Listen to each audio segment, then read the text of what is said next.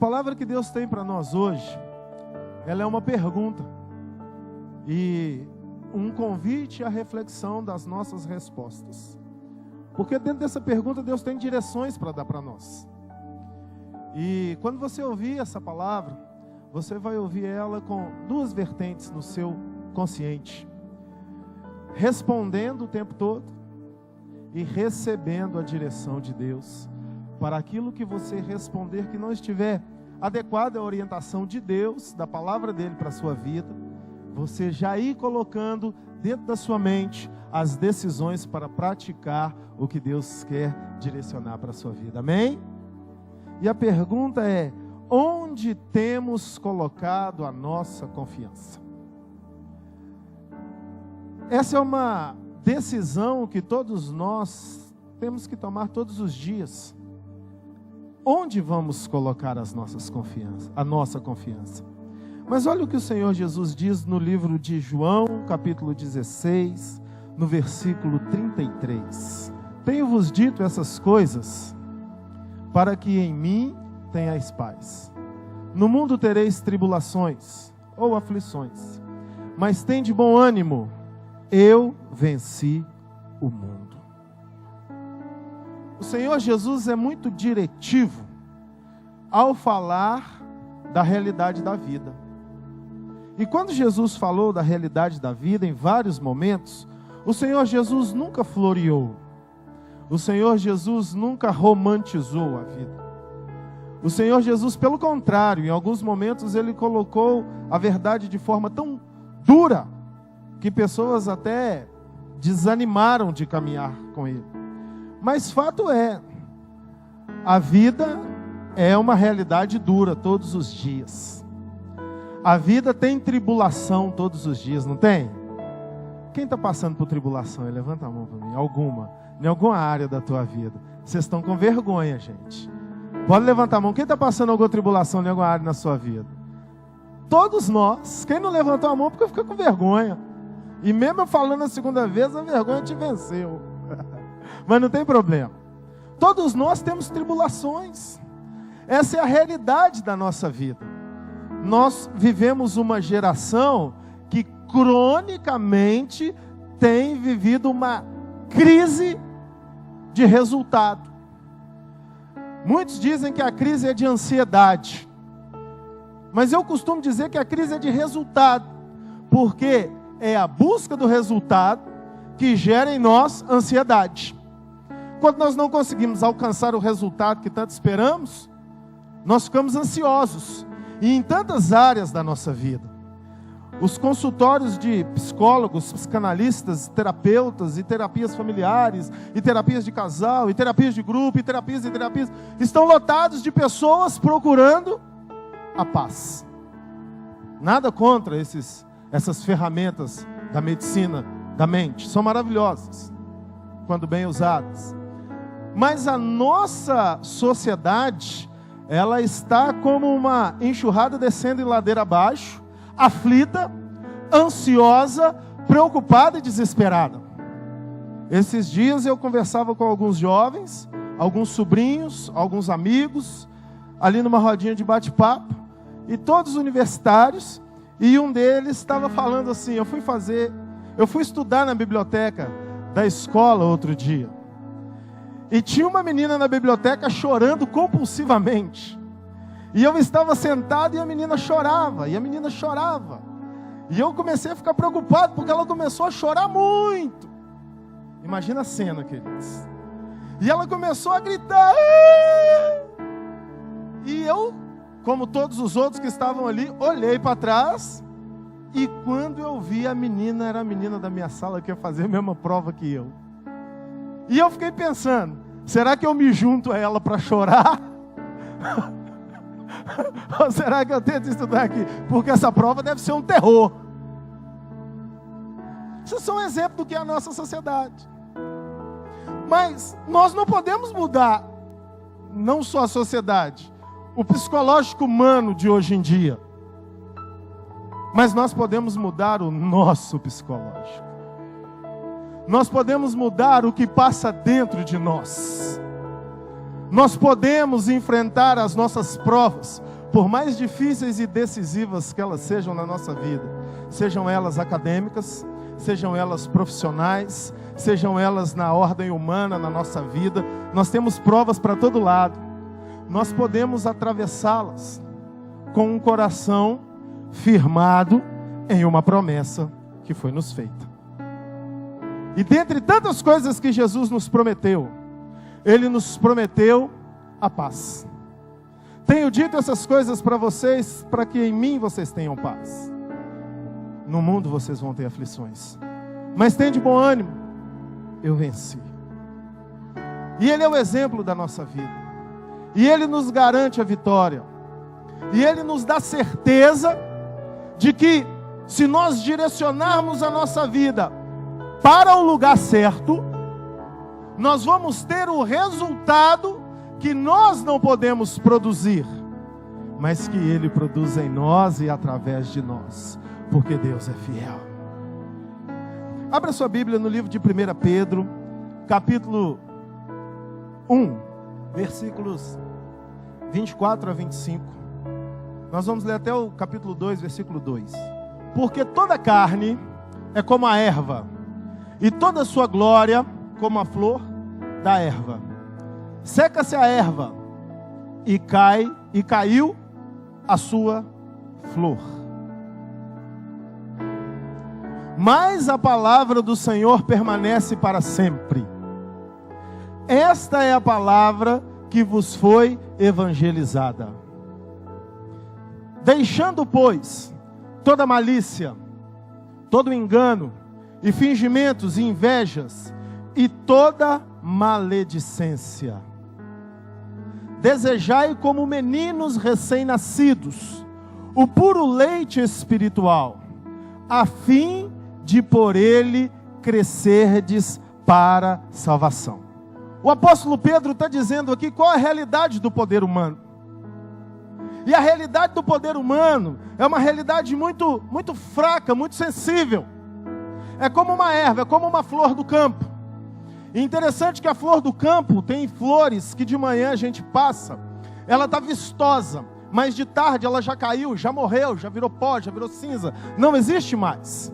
E a comparação é essa: a carne é como erva e toda a sua glória como a flor do campo, mas a palavra de Deus dura para sempre.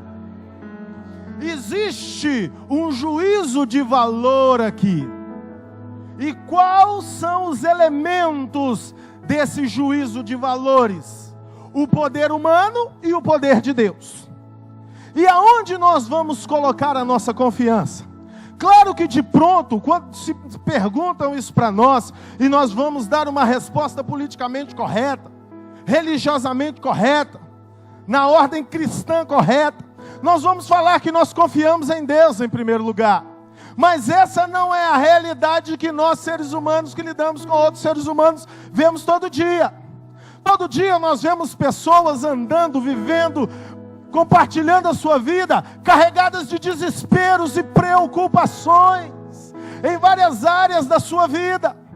Estão tão aflitas e desesperadas que muitos, se não são os remédios tranquilizantes, não conseguem nem dormir.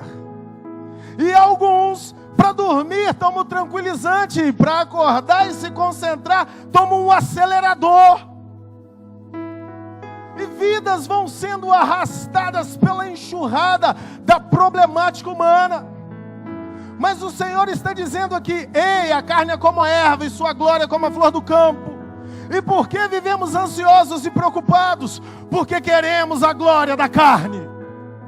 Porque queremos os resultados humanos. Porque queremos a melhor casa, a melhor roupa, a melhor vida. E eu não estou dizendo que isso seja errado. Errada é a forma que nós nos pautamos para buscar essas coisas. As tribulações que nós enfrentamos na vida não são tortura de Deus para com os seres humanos, mas são situações que são reais para todos os seres humanos. Nós vamos passar por elas. Agora, como vamos passar pelas tribulações? Essa é a grande pergunta de Deus para nós. Onde está a confiança do nosso coração? naquilo que podemos produzir e realizar com a força do nosso braço, com aquilo que podemos executar. Querido, se a certeza da tua vida estiver no potencial humano que você tem, cedo ou tarde você vai se frustrar e ficar desesperado, porque nós não vamos dar certo em todas as situações. Terão situações que vão dar errado, mas quando tudo der errado, a palavra de Deus continua valendo, porque ela dura para sempre. Se você pode, aplauda o Senhor.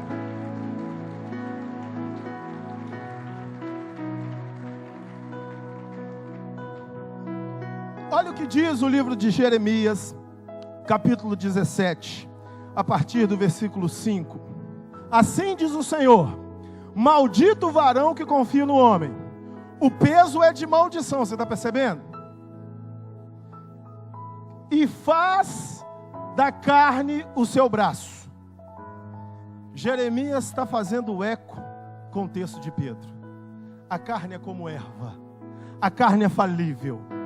E Jeremias está dizendo agora: é maldito quem confia nela, e aparta o seu coração do Senhor. Aí entra o segundo lado, o outro lado da balança, versículo 6. Pois é como junípero no deserto, e não verá bem algum, antes morará nos lugares secos do deserto, e em terra inabitada.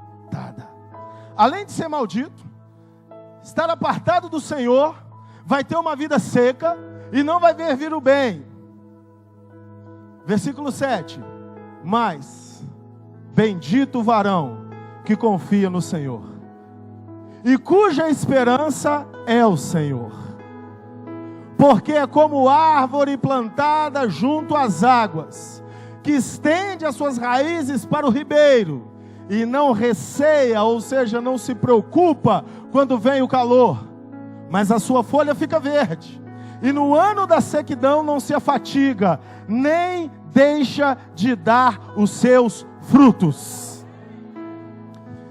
Lembram que eu falei que Jesus, ele coloca um juízo de valores?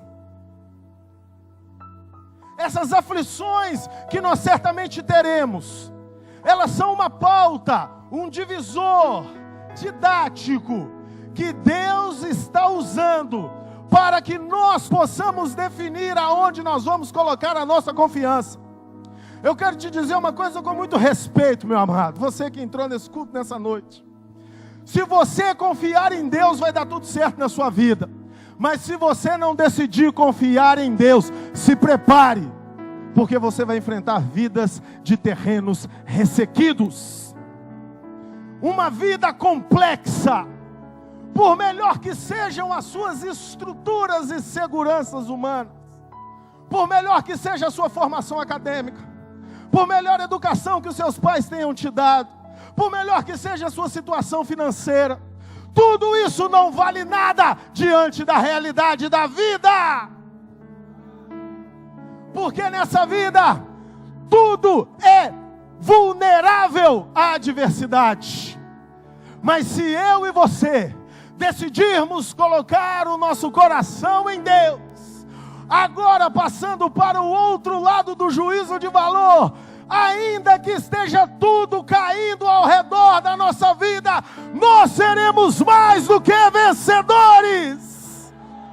Por pior que seja a nossa situação, se nós decidirmos confiar em Jesus, queridos, ainda que as circunstâncias não mudem, terá um ser humano resolvido aqui dentro, que vai ter a paz em toda situação. Quando Jeremias diz: aquele que confia no Senhor é como árvore plantada junto às correntes de água, e não receia quando vem o calor. Eu fico comparando a nossa vida com a natureza. As árvores que são plantadas perto do rio, elas não têm limites para alcançar a água.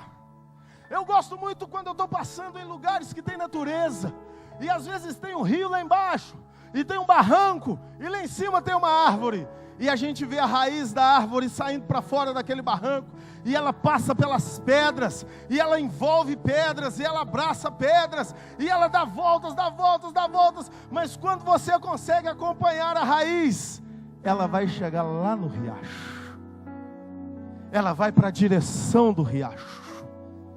Isso grita para mim, que ainda que tenham dificuldades na minha vida, se eu confiar no Senhor, eu estarei plantado junto às correntes de águas. Pedras e entulhos virão tentar me apartar das correntes de águas, mas quando eu coloco a minha confiança no Senhor, eu vou passar por tudo isso, eu vou quebrar todas as pedras, eu vou atravessar todos os problemas, eu não vou viver de resultados, mas eu vou viver pela fé. Pode aplaudir o Senhor.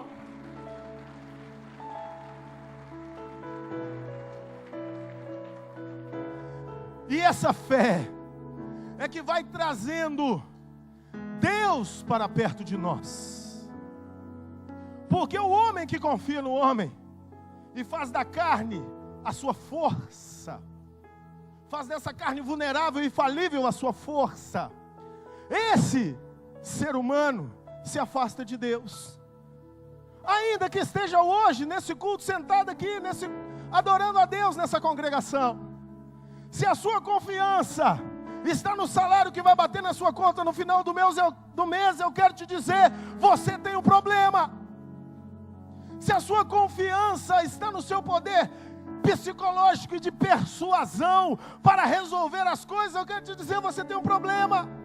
Por isso que o texto de 1 Pedro, o que nós lemos lá, que diz que a carne é como a erva, e toda a sua glória como a flor do campo, mas a palavra de Deus dura para sempre, ele continua dizendo, abandonemos toda inveja, toda mentira, todo ciúme, toda maldição, e nos apeguemos como crianças que querem o leite puro, a palavra de Deus, que é o evangelho que nos foi dado. Sabe por quê? Quando confiamos em nós mesmos, nós vamos manipular situações para chegar no resultado que precisamos. Muitas vezes, trabalhando na vida corporativa dentro de empresas, eu já vi crentes pisarem em colegas de trabalho para conseguirem posições melhor na empresa. E quando a gente vê isso, a gente fica assim, poxa, mas sabe por que isso acontece? Porque a confiança está na força do braço, está no que eu posso fazer. E a palavra do Senhor Jesus, ela nos diz, Paulo dizendo para o povo de Roma, vocês não devem levar o seu irmão diante do juiz, vocês devem suportar o prejuízo. E quando a gente lê esse texto, e olha para o século 21, e vê tanta gente sem caráter ao nosso redor, a gente dá um nó na cabeça, fala, será que Paulo estava falando só para o pessoal lá? Não, Paulo estava falando para nós também, porque só é capaz de rejeitar a justiça do homem aquele que primeiro confia na justiça de Deus na sua vida. E isso é uma questão de direção da confiança. Eu fico muito feliz com o seu amém nessa noite, mas eu quero que essa palavra transtorne a sua postura amanhã, que é segunda-feira. Eu quero que quando o problema bater na sua porta, você se cale e diga, quem resolve é o meu Deus.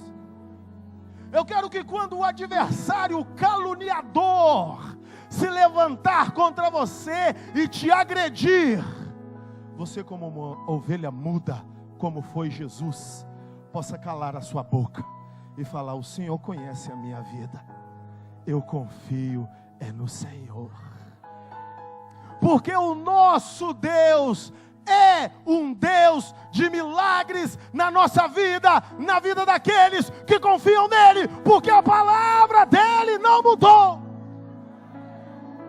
Você terá o benefício de Deus na sua vida, se você tiver a postura que Deus quer que você tenha, colocar a sua confiança nele.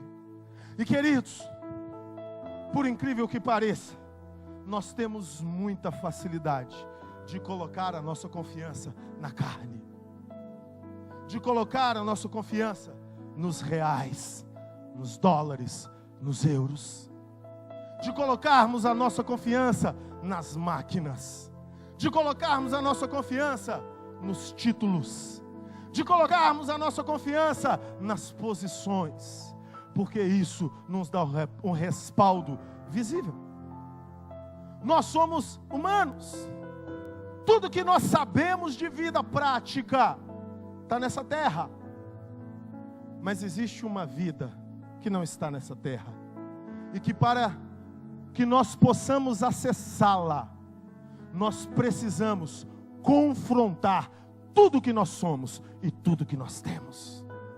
E não é fácil. Quando aquele jovem, nota 10, chegou para Jesus e disse: mestre, o que tenho que fazer para herdar a vida eterna?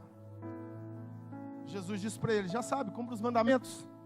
Ele vira para Jesus e fala: eu já cumpro todos. Jesus disse: parabéns, vai, vende tudo que tem, divide com os pobres e segue-me. E o texto diz: o jovem, triste, abaixou a cabeça e foi embora, porque ele tinha muitas riquezas. Aonde está o nosso tesouro? Ali está o nosso coração. E a tribulação é uma ferramenta didática do céu para arrancar o nosso coração da terra. Mas só terá o coração arrancado da terra quem permitir-se ser conduzido pelo Espírito Santo. Se você confia nessa palavra, aplauda o Senhor Jesus.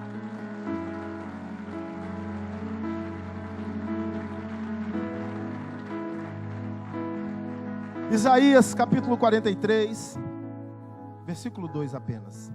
Quando passares pelas águas, eu serei contigo.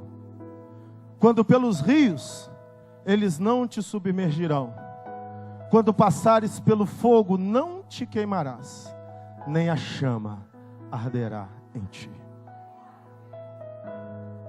Não é se passares, quando passares. A palavra águas, do original hebraico, é mishralim, que significa, a palavra significa enxurradas que geram tragédia, enxurradas que destroem cidades, transbordar de rios que inunda a ponto de não deixar nenhuma construção em pé. É isso que é o original do termo águas nesse texto. E Deus está dizendo: quando passares, eu serei contigo. Não é o fato de passar ou não, é como passamos. O Evangelho, ele precisa mudar a nossa postura interior, o nosso mundo interior. É mais fácil mudar a nossa postura exterior diante do Evangelho. O que falamos, o que vestimos, como vestimos, o que comemos, o que bebemos, a postura que temos. É mais fácil mudar. Não estou dizendo que isso seja errado, isso é ótimo. Mas tem muita gente que muda tudo por fora, e até algumas coisas por dentro, mas não consegue mudar o endereço da sua confiança. Continua confiando na força do braço. E confiar na força do braço é desconfiar da força de Deus. Não é nem ter incredulidade. Olha como é que é sutil. Às vezes, você até acredita em Deus, acredita na ressurreição de Cristo, acredita nas orientações e direções da palavra, uma vida de santidade. Mas quando as águas batem na sua vida, você desconfia, você duvida que Deus pode direcionar você. E Deus, por sua vez, não aceita isso. Porque sem fé é impossível agradar a Deus. Porque importa que aqueles que se aproximam de Deus, creia que Ele existe e que se torna abençoador daqueles que o buscam. Igreja do Senhor Jesus, tudo que Deus quer de você é confiança total. E só você pode responder a seu respeito se você confia em Deus de verdade.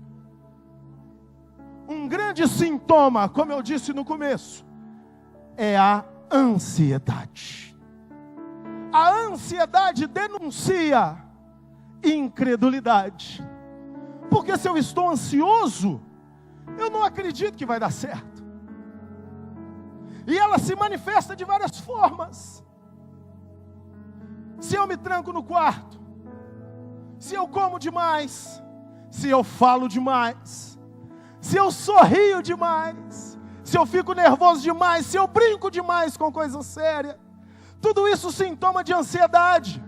E nós somos pessoas que vivem no mesmo mundo. A ansiedade está instalada dentro da igreja de Jesus Cristo, sim. Muitos irmãos nossos estão ansiosos, angustiados, bipolarizados, deprimidos, abatidos, prostrados, e chegam num culto, numa atmosfera de glória, não conseguem adorar a Deus, porque estão pensando na fatura do cartão de crédito que vence amanhã.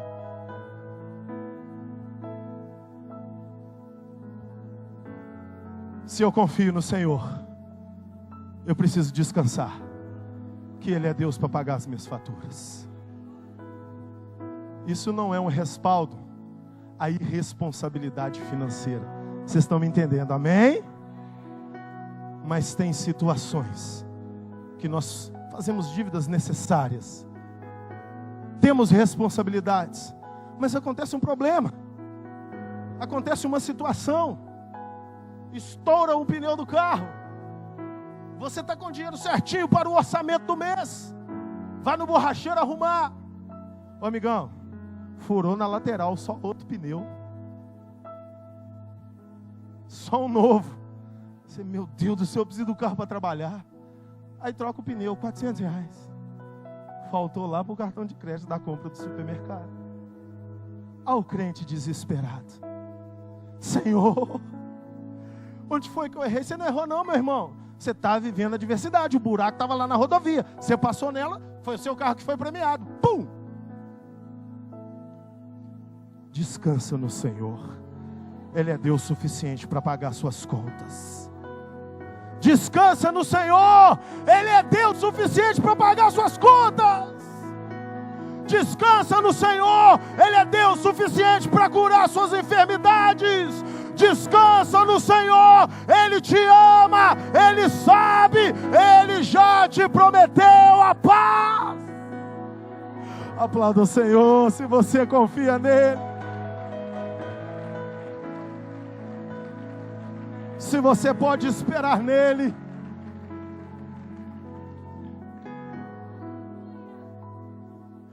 Ele quer ver o seu coração bem, querido. Só que a gente tem o péssimo hábito de achar que para o nosso coração estar bem, as circunstâncias da vida têm que estar bem. Essa conta nunca vai fechar. Entende? Essa conta nunca vai fechar. Eu poderia citar milhões de exemplos aqui, de situações que fazem nos perder a paz. Águas, enxurradas arrasadoras que geram tragédia. Rios, correntes mais fortes do que a nossa própria força. Não precisa me responder, mas você já se sentiu na vida fazendo tudo certo e tentando remar contra a corrente de um rio e parece que a sua canoa está indo para a cachoeira? Sabe aqueles filmes de aventura que o cara está remando aquele botinho, e a cachoeira está ali na frente gigantesca, e o cara está remando, e a água só puxa ele para a cachoeira, e a gente está assistindo o filme até assim, né? Vai, mas o barquinho cai na cachoeira, e se arrebenta todo lá embaixo, ou como diz o capixaba, poca todo. Às vezes a nossa vida está assim, e a gente está fazendo tudo certo. Está orando, está jejuando, está lendo a Bíblia, está rejeitando o pecado, está vindo para o culto da vitória, está clamando, está indo para a cidade da adoração, está fazendo propósito. E parece que o rio está puxando a canoa para a cachoeira. Sabe qual é a palavra de Deus para você? Solta o remo. Eu posso virar o curso do rio para o outro lado. Solta o remo. Solta o remo.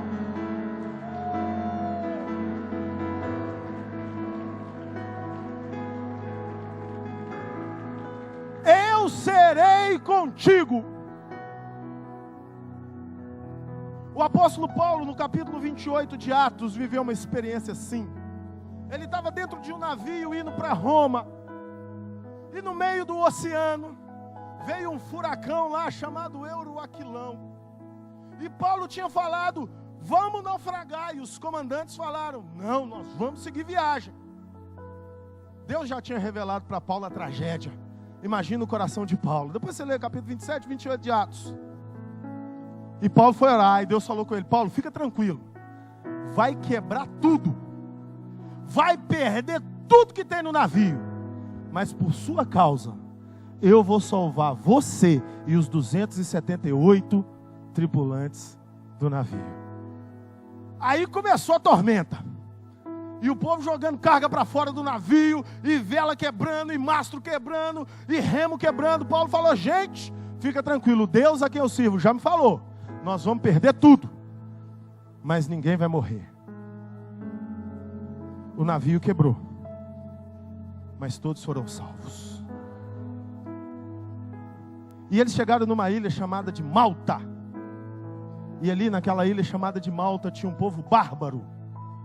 Mas o povo bárbaro deu comida, moradia por 3 meses, provisões, remédios, cuidou do povo, 278 pessoas. Até que o tempo ficou bom. E eles seguiram viagem. E depois a história conta, não a Bíblia, a história conta que a ilha de Malta foi um dos grandes centros de avivamento e evangelismo para o mundo. Por quê? Porque uma tragédia levou um homem de Deus para lá. Aqui, quando você confia em Deus, a sua tragédia só tem um destino: abençoar outras vidas através da sua bênção. Se você confiar a sua vida em Deus, a sua tragédia só tem um destino: abençoar outras vidas através da sua bênção. Você confia nisso? Então aplaude e glorifique ao seu Deus.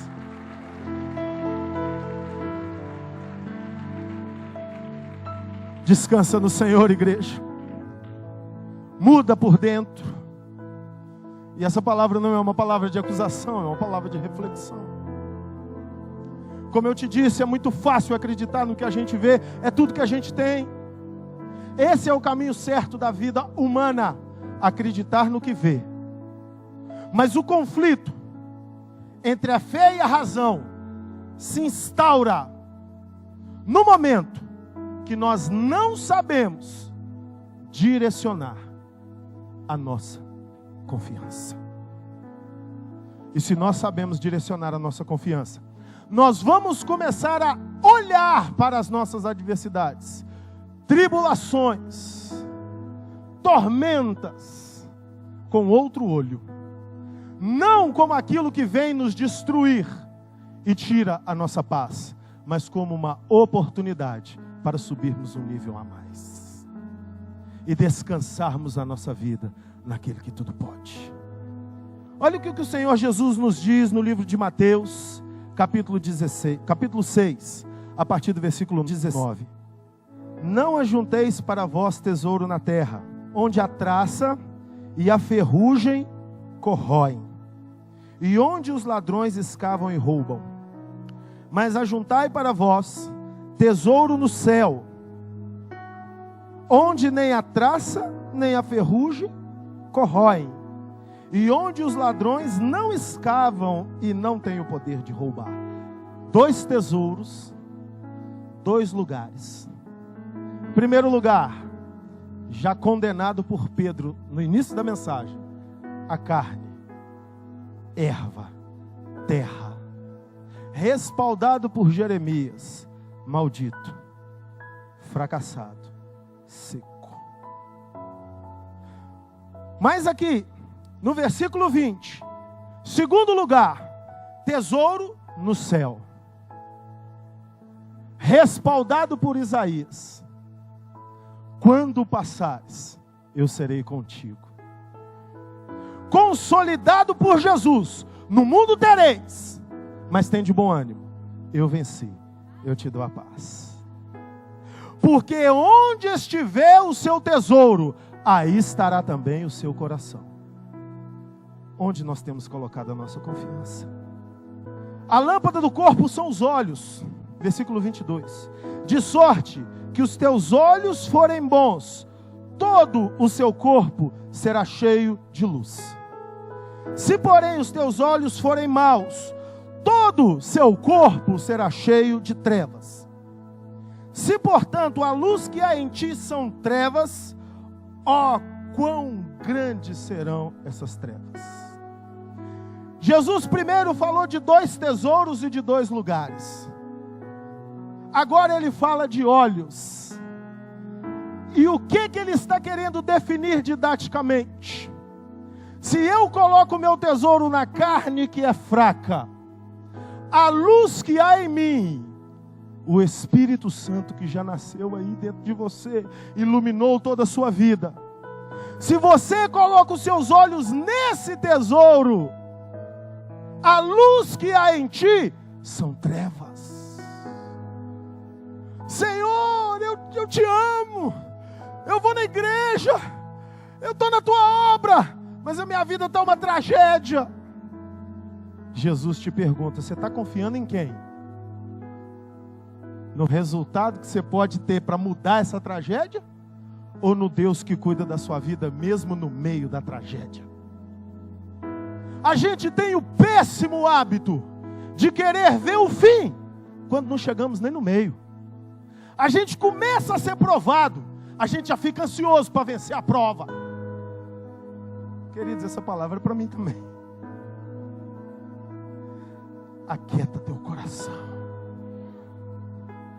O ministério usou e fez a música que tem sido a música que eu mais tenho ouvido. E ela é boa que ela só tem 4 notas, eu já aprendi a tocar. Aquieta minha alma e faz meu coração ouvir tua voz. Me chama pra perto,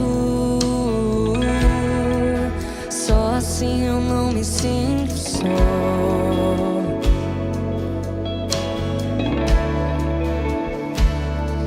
Porque na verdade eu descobri que tudo que eu preciso está em ti. Mas meu coração é teimoso demais pra admitir. Depois vocês escutam lá no YouTube. Teimoso demais. Quer resolver, descansa. Quer fazer, fica quieto. Quer saber como é que vai ser o fim? Só depois que acabar. Ninguém pode servir a 2 senhores. Porque ou há de odiar a um e amar o outro. Está vendo Jesus fazendo juízo de valor aqui? Juízo de valor. O que você odeia, você não pode amar.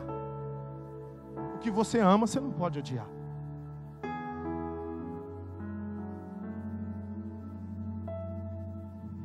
Ou há de dedicar-se a um e desprezar o outro. Não podeis servir a Deus e a Mamon. Por que Jesus coloca Mamon aqui? Esse Deus Mamon é o único na história bíblica que é colocado frontalmente com Yahvé. E quem faz isso? O ser humano. Porque se você ama Mamon, você não pode amar Yahvé. Quem é Mamon? É o dinheiro. E por que ser humano ama Mamon? Não é porque Mamon é forte, não. Porque Mamon faz tudo que ser humano quer. Se ser humano quer viajar para a Itália agora e tem 10 mil euros na conta, o ser humano viaja. Mas se o ser humano quer viajar para a Itália agora e fala, Yahvé, posso ir para a Itália agora? Se Yahvé fala, não, agora não, espera aí. Aí o ser humano já fica todo arrasado, chateado. Porque, na verdade, entenda isso que eu vou te falar.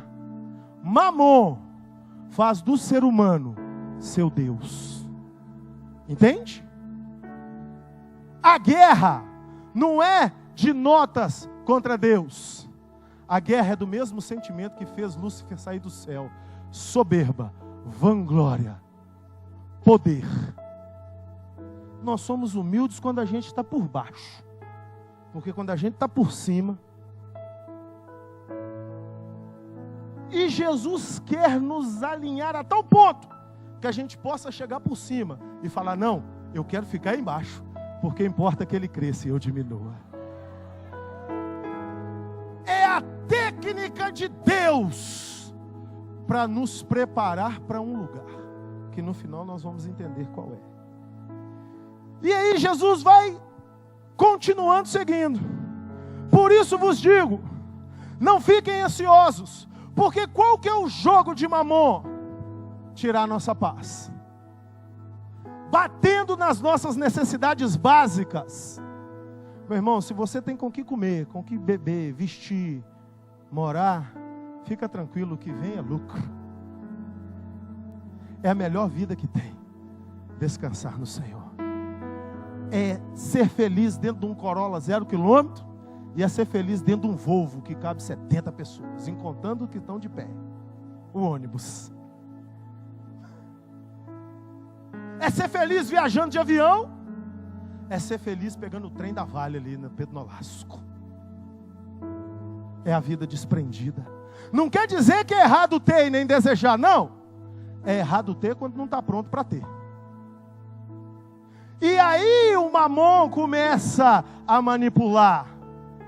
E aí Jesus diz o seguinte: não fiquem ansiosos quanto à vossa vida, pelo que haveis de comer, pelo que haveis de beber, nem quanto ao vosso corpo, pelo que haveis de vestir. Não é a vida mais que o alimento? E o corpo não é mais do que o vestuário?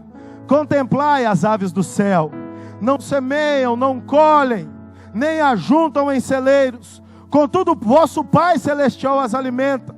Porventura não valeis vós muito mais do que as aves? Ora, qual de vós, por ansioso que esteja, pode acrescentar um côvado à sua estatura? E por que andais ansiosos quanto ao vestuário? Considerai os lírios do campo, como crescem, eles não trabalham nem fiam. Eu, porém, vos digo, nem Salomão em toda a sua glória se vestiu como um deles. Ora, se Deus assim veste a erva do campo que hoje existe, e amanhã é lançada no fogo, quanto mais a vós, homens de pequena fé. Portanto, não fiqueis ansiosos dizendo: que comeremos, que beberemos, ou com que nos vestiremos? Porque os gentios, quem são os gentios aqui nesse contexto? Os mundanos, os que não estão nem aí para Deus, os que batem no bolso e falam: meu Deus é o meu dinheiro, o homem vale quanto que ele tem no bolso, tenho, posso. É essa galera que Jesus está falando aqui. Eles procuram todas essas coisas, mas o vosso Pai Celestial sabe que vocês precisam de tudo isso. Mas, contudo, entretanto, porém, todavia, buscai primeiro o reino de Deus, a sua justiça, e todas essas coisas vos serão acrescentadas. Portanto, não fiqueis ansiosos pelo dia de amanhã, porque o dia de amanhã cuidará de si mesmo. Basta cada dia o seu mal. Aplauda o Senhor, igreja. Essa palavra tem que dar paz no seu coração. Porque Deus quer dar paz no seu coração. Fecha seus olhos e fala bem forte: hoje eu venci.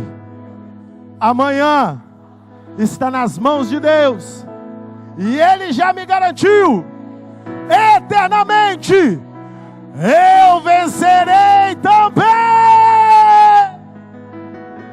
Que caiam os demônios da ansiedade agora. Toda ansiosa solicitude pela vida, pelo problema que você não sabe como resolver, bata em retirada da tua vida. Eu quero concluir aqui em Hebreus, capítulo 10, versículos 38 e 39. Mas o justo viverá da fé, e se ele recuar, a minha alma não tem prazer nele. Nós, porém, não somos daquele que recuam para a perdição, mas daqueles que creem para a conservação da alma. O justo, que entende isso, ele vive da fé. E a vida do justo, na fé, respalda o justo para morar no céu. Não confunda Jesus. Ele nunca te abandonou. Ele nunca te deixou sozinho. Ele nunca permitiu que uma tragédia triunfasse sobre você. Ele usou as adversidades da vida, que como o sol que nasce para todos, toca a todos, se transformassem em ferramentas para fazer você se alimentar da fé e não da vida humana. Continue no seu emprego, continue sendo melhor, continue fazendo melhor, continue na sua faculdade, continue estudando para as provas. Não precisa chorar na biblioteca, né? Continue se dedicando, continue procurando, lendo para resolver os problemas familiares, de relacionamentos. Continue do jeitinho que você está. Pega a confiança em Jesus e coloca em cima disso tudo. Você vai voar. Você vai voar. Porque Jesus te deu a paz antes que qualquer tragédia se apresentasse diante de você. São seres humanos assim que vão morar no céu. Por isso que o texto finaliza dizendo: se retroceder, não tem prazer nele. Mas nós não somos daqueles que recuam, somos daqueles que perseveram para a conservação da alma. A sua ansiedade está na tua alma. E quando a ansiedade sai da alma, você já começa a viver o céu aqui na terra. Porque o céu não é um lugar que nós estamos indo.